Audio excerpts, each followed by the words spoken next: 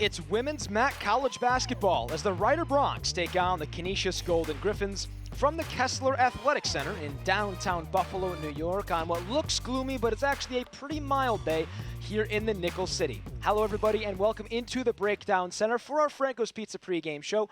I'm Vinnie Christiano III, ready to break down the start of this contest between these two MAAC foes.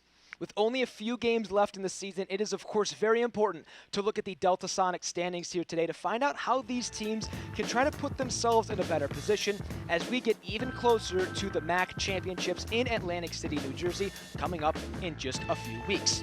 The Griffs currently sitting in that 5th spot. The top 5 teams do get a bye in the first round. However, they can finish as high as the 3rd seed but as low as the 6th.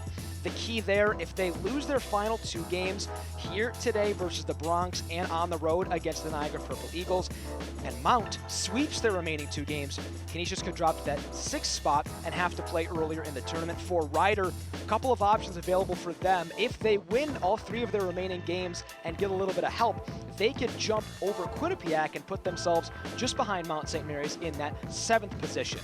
Rider, like I mentioned, would need to sweep the remaining 3 games, and here today, they're looking to sweep the season series against the Golden Griffins, and we'll take a look at the Cleve Hill Auto and Tire keys to the game to see just how Rider can do that. The first for the Broncs is stop Cece. All year, she has been a force in rebounding and scoring. She had 20 points and 13 rebounds in their most recent meeting. The second key for the Broncs is staying under 60. When they hold teams under that number, they are undefeated going 7-0. They've held teams under 60 points in 3 of their last 5 games. 4 of those 5 games were wins. They did allow Canisius to score 63 the last time out, but Rider scored 76, winning by 13 points. For Canisius, it's a new day, and it is senior day. The Griffs are 10-1 after a loss. They tend to bounce back well this season, especially part of that due to their veteran leadership. And with all those scenarios available in the standings, it's really easy to do some scoreboard watching. However, they don't need to worry about any scoreboard except for the one inside the Kessler Athletic Center here today.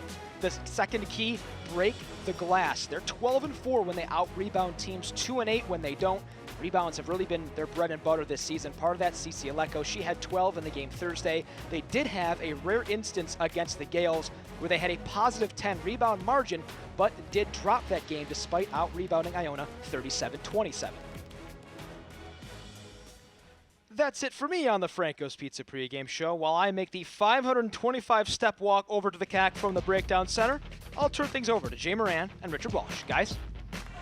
Well, thanks very much, Vinny. And yeah, great point. The only scoreboard to be watching today for Canisius is the one right here at the Kessler Athletic Center. Griffs really, you don't want to say it's a must-win, but boy, after a disappointing loss on Thursday, a great way to, finish up the home schedule on senior day and, of course, clinch that 5th spot in the conference tournament in the first round bye.